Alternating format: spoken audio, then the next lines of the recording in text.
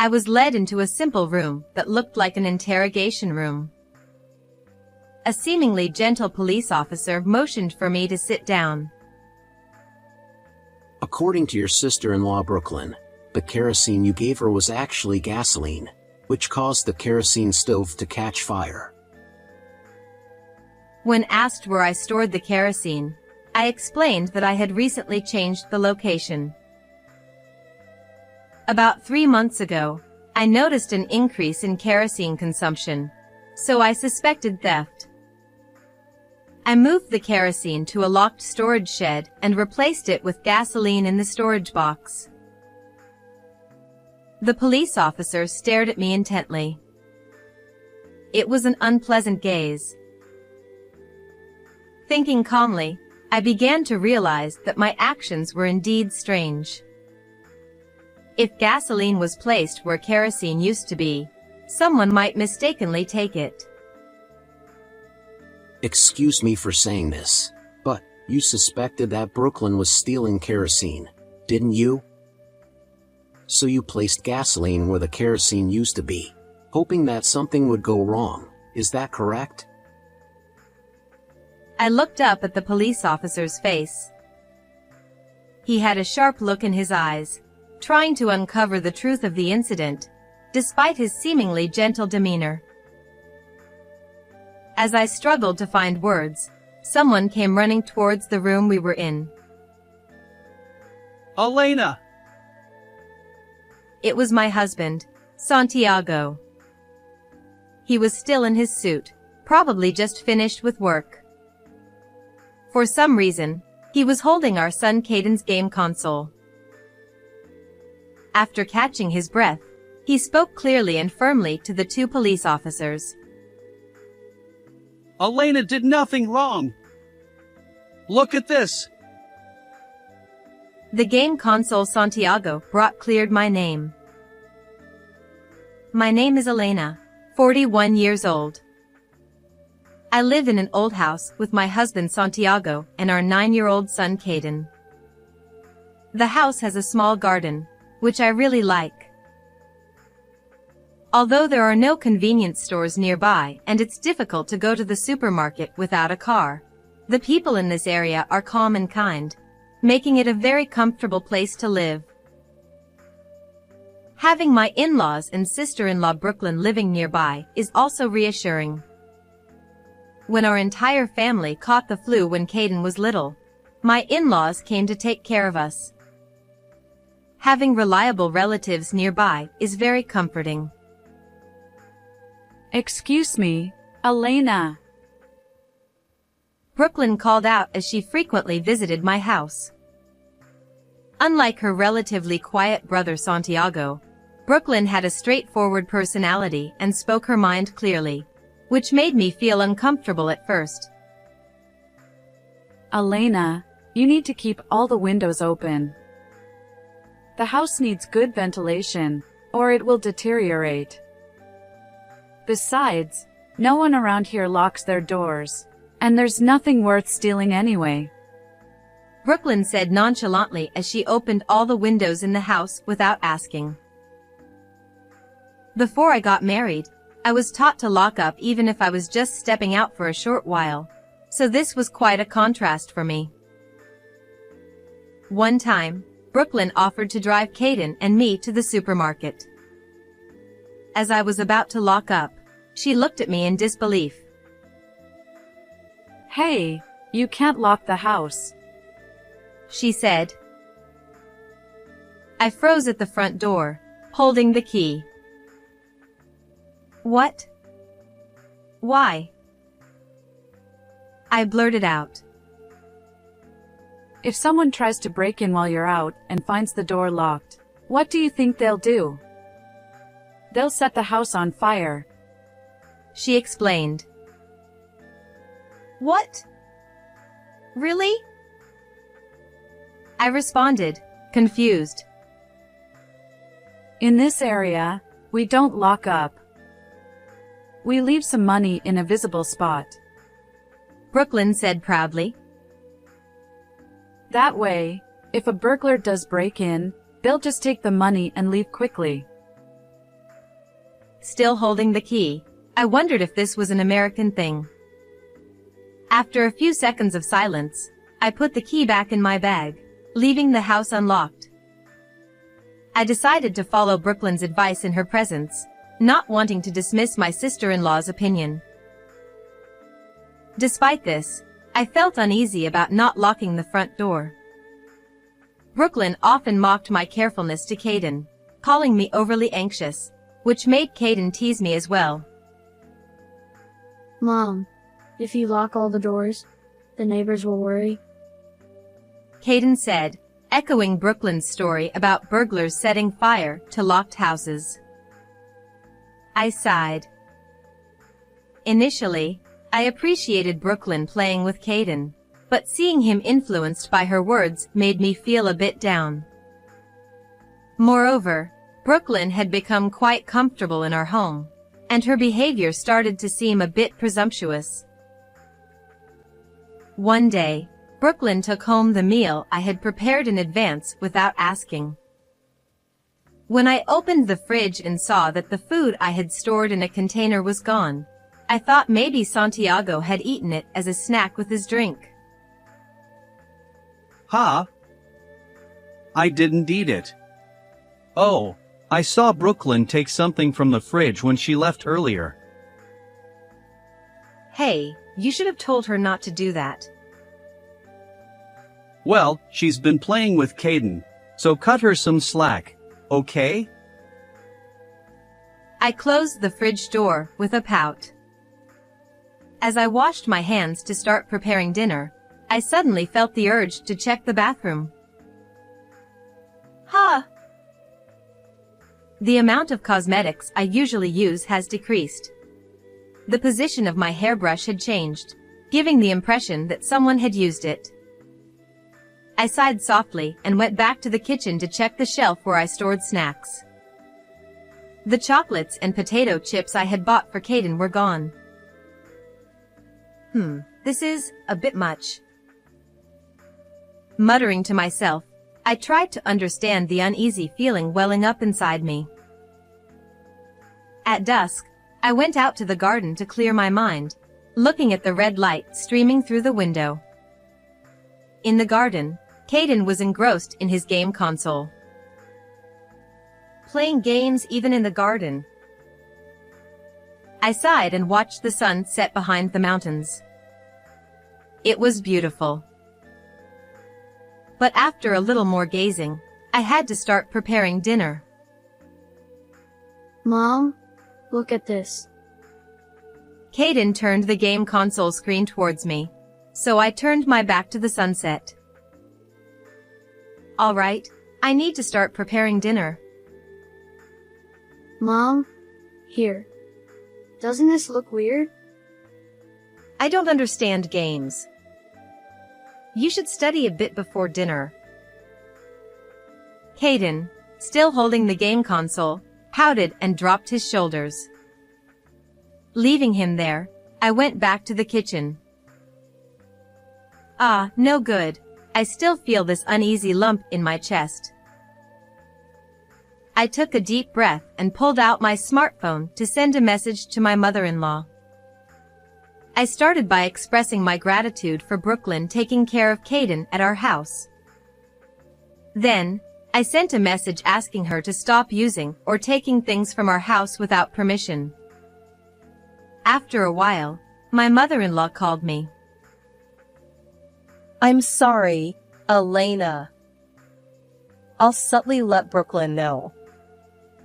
I'll make sure she doesn't get a bad impression of you. My mother-in-law is truly a wonderful person who can be so considerate. From that day on, Brooklyn continued to visit our house and play with Caden as usual, but she stopped using or taking things from our house without permission.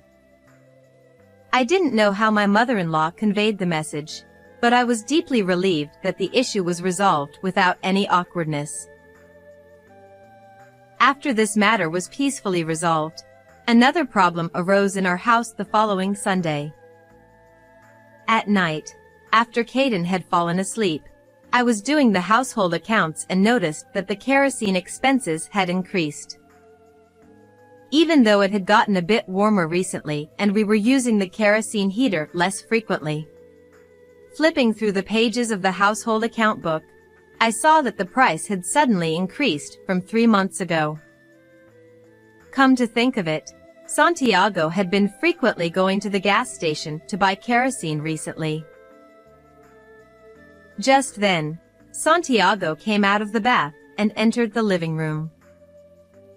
I handed him the household account book as he sat down across the table and was about to drink a can of beer.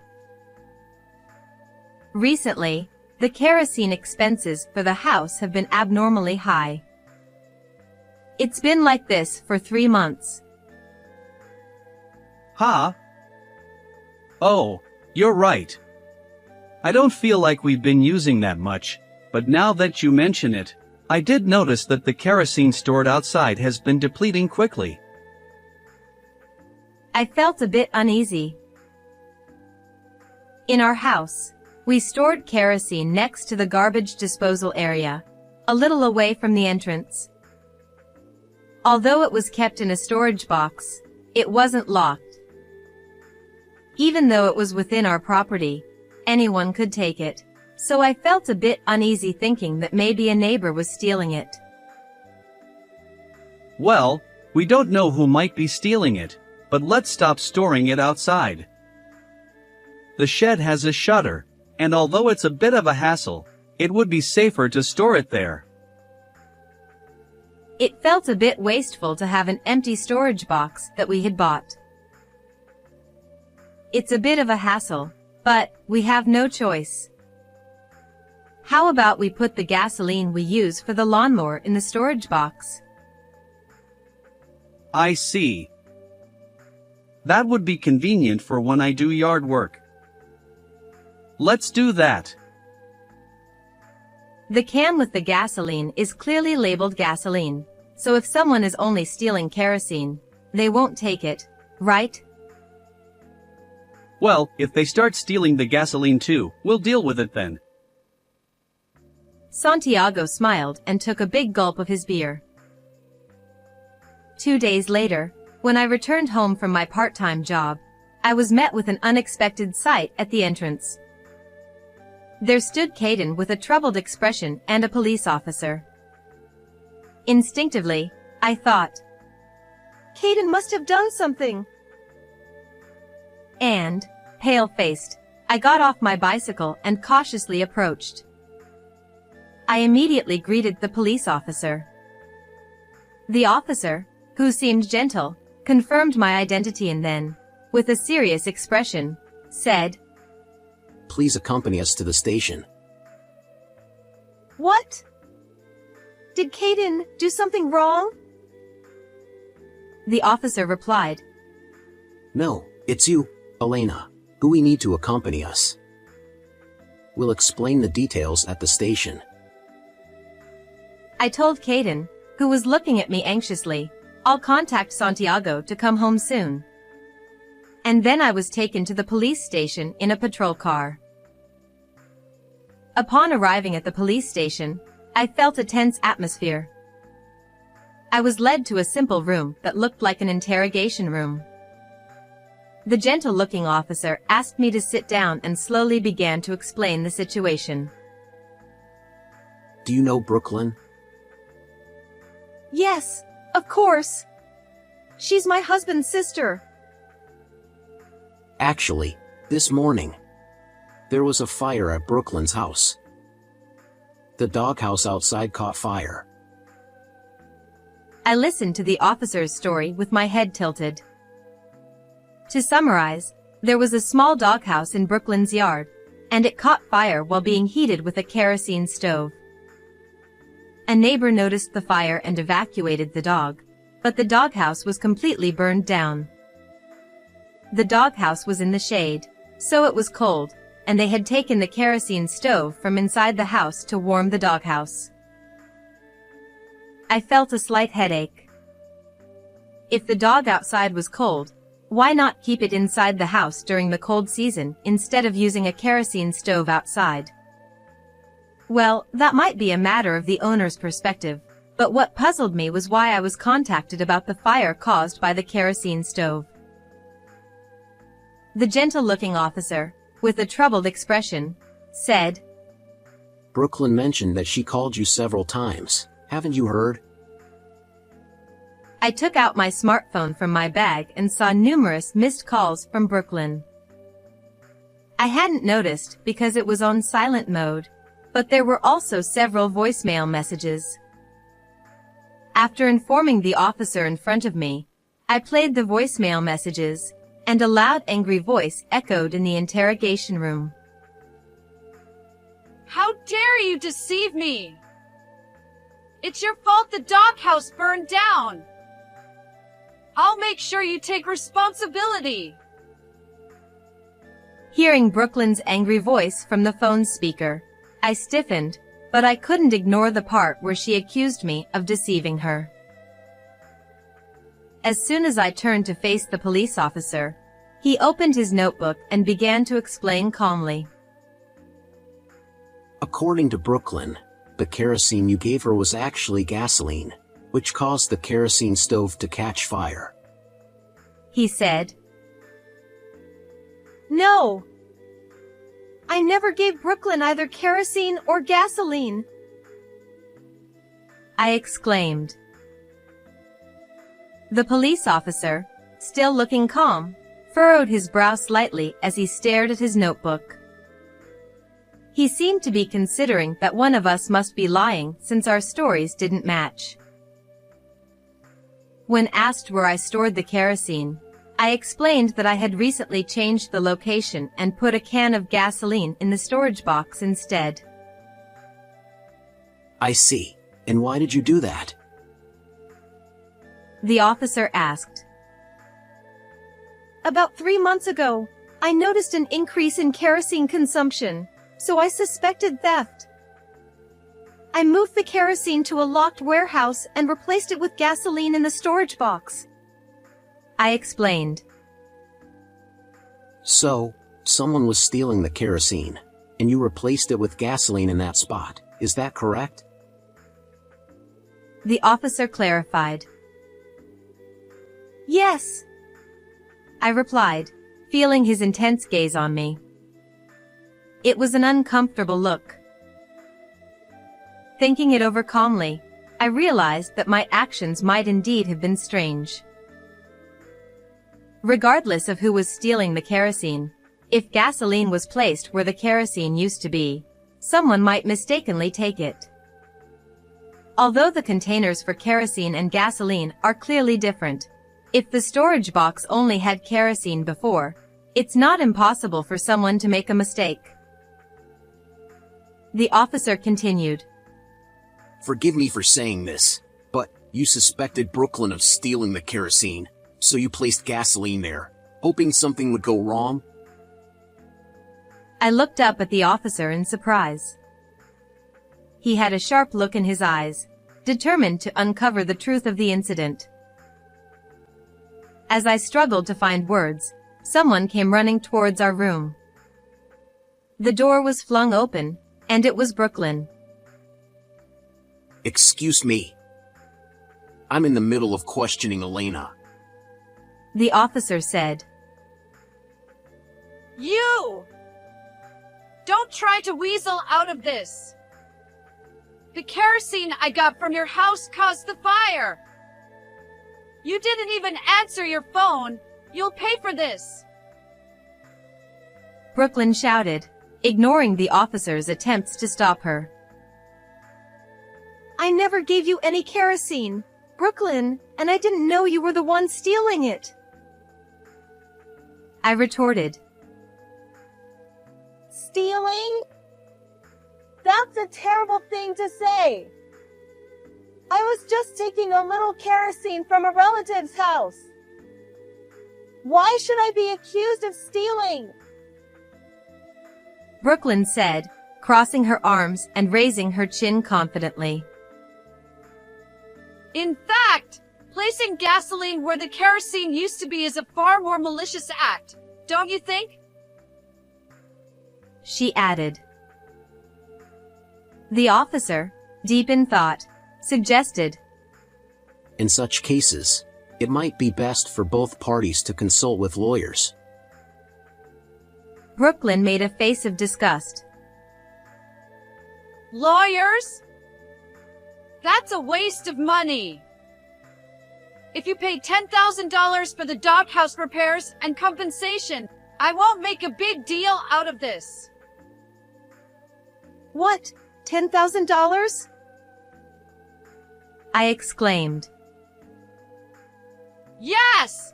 We were lucky the neighbors saved the dog, but we could have lost our family.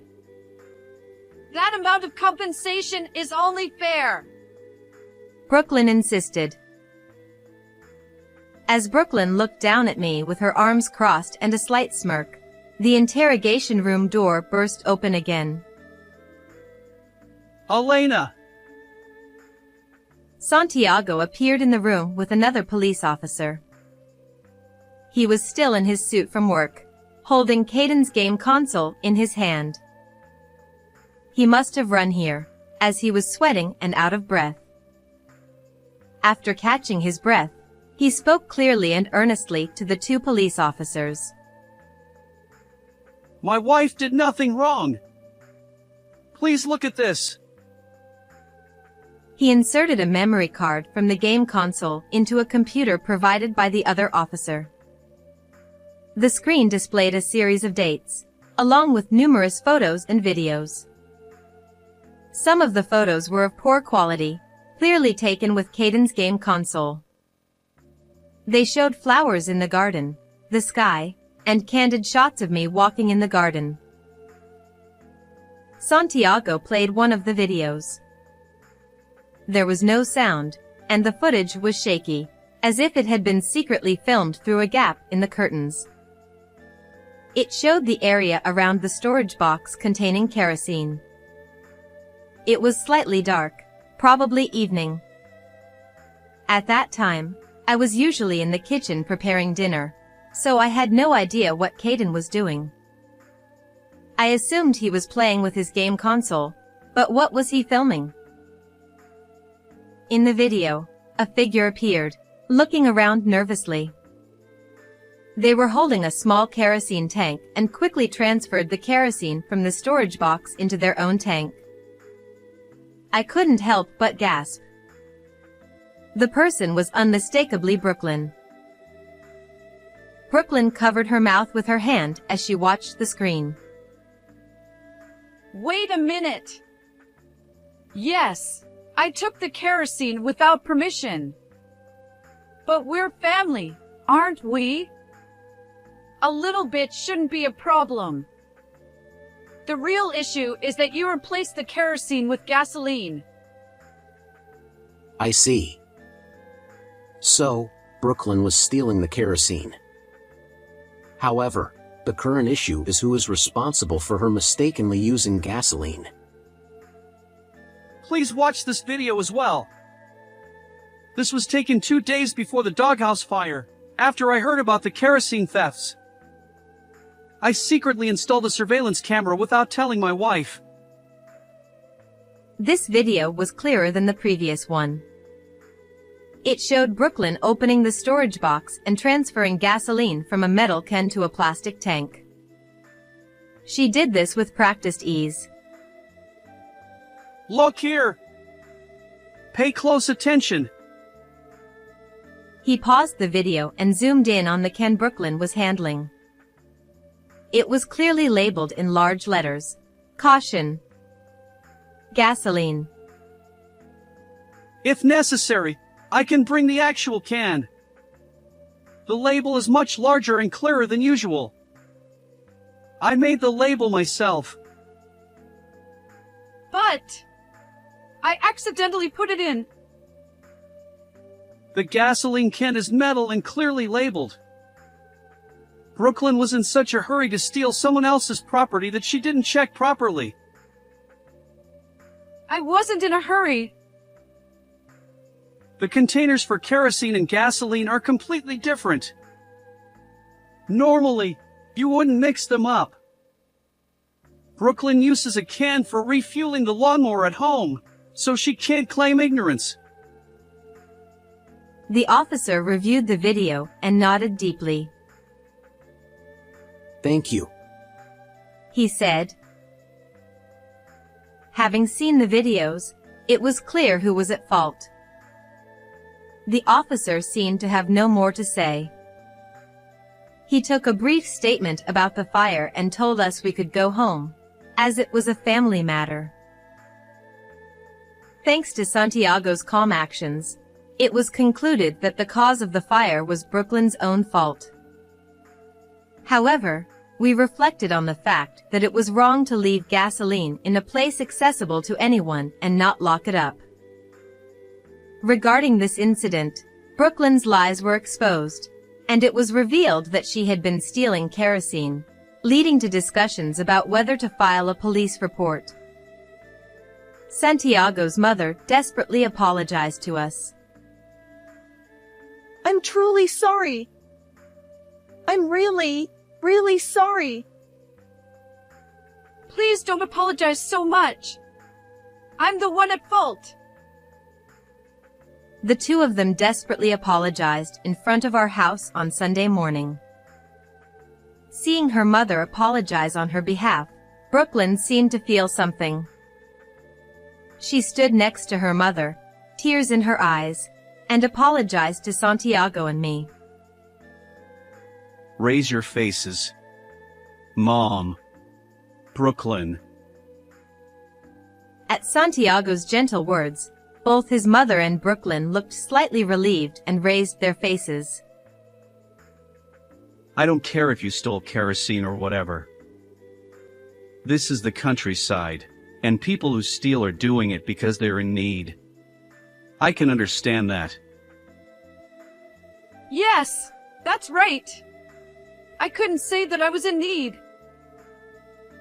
But you were planning to blame Elena for mistaking kerosene for gasoline, weren't you? Don't mess with me. You're not just a thief but a fraud too. I was surprised to see the usually gentle and mild Santiago so angry and tried to stop him. That's enough. Brooklyn is reflecting on her actions. I will never forgive you. Don't ever show your face in front of me again. Brooklyn quietly said to me, I'm sorry. I didn't miss the slight tear in Santiago's eyes as he watched the two of them continue to apologize. I thought Santiago wasn't really angry. Of course, he was probably outraged that she tried to make me the perpetrator, but I didn't think he was so furious as to hurl such harsh words. But he got angry for me. In front of his mother and sister, when I couldn't say anything, he got angry on my behalf, including the amount of anger I should have felt. I felt a deep affection for Santiago, who wasn't used to getting angry. It seems Brooklyn had a hobby of going to gambling places for a long time and was saving money by acting brazenly at our house. I realized this after the kerosene incident, but now that I think about it, Brooklyn often took our food and frequently took our stock of toilet paper and soap. After we stopped inviting Brooklyn to our house, I checked the household budget a while later and was astonished to see how different the consumption of consumables was. My insensitivity to not notice this might have been the reason Brooklyn got carried away. As I muttered self-deprecatingly while looking at the household budget, Santiago, who had just come out of the bath and was drying his hair with a towel, said, Insensitive or not, the one who stole is at fault. We should reflect on our negligence and security, thinking there were no bad people in the countryside. After that, Brooklyn's family had a huge argument about the incident, leading to her divorce. Even so, she couldn't stop going to gambling places and was living alone in an apartment, working hard to earn money to go there, so no one could complain. A few months after the incident, our lives were returning to normal. While I was weeding the garden, Caden was looking at the scenery with a digital camera. Mom, look at this. I had always misunderstood that Caden was just a kid who played games all the time. But he was always playing with the camera function of his game console. And when I bought him a digital camera, his interest shifted to photography. He started to care about the composition of the photos. And eventually, he said, I want to become a professional photographer. "A kid who always played games wants to be a photographer." Games are fun too. But now, taking photos is fun. I always want to do something fun. Caden seemed to take pride in the fact that his actions ultimately saved me. He showed me the screen of the camera again, saying, Look, look. Thinking that I might have prevented this incident if I had listened to Caden earlier made me feel a bit regretful. From now on, I want to discuss security measures thoroughly with Santiago. We decided to be thorough in locking doors and windows, which we had been doing casually until now, as a result of this incident. We shouldn't lower our security awareness just because it's the countryside or because it's peaceful. I love this place. It's quiet, beautiful, and everyone is nice. Even now, I think there are no burglars in such a countryside. Caden looked up at my face silently while holding the digital camera. That's why I think that by having a proper sense of security, others might follow suit, and this town will become an even safer place. As soon as I finished saying that, Caden took a picture of me with the digital camera. When I asked to see the photo, I saw myself with a strangely smug face. Well, it's fine. I'm educating my son to have a higher sense of security. Our laughter echoed in my beloved garden. How did you like this story? Please subscribe to the channel. See you in the next video.